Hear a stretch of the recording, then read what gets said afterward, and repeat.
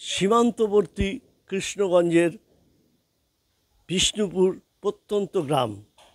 এই গ্রামে কখনোই সেভাবে বড় দুর্গা উৎসব হয়নি। একচালা ঠাকুর বা ছোট ঠাকুর করেই এরা পুজো করতেন।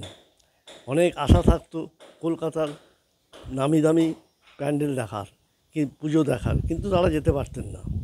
এই গ্রামেরই বেশ কয়েকজন যুবক যারা কুমোরটুলি এবং কলকাতার মৃৎশিল্পালয়ে কাজ করেন, যাদের হাতের তৈরি মূর্তি কলকাতার বড় বড় প্যান্ডেল এবং কলকাতার শহরতলিতেও শোভা পেত।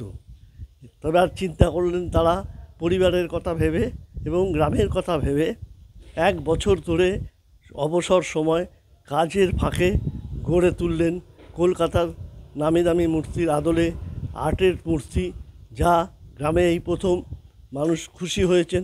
পাশাপাশি তার পরিবাররাও এই মূর্তি দেখতে আসবেন এবং মূর্তি দেখবেন।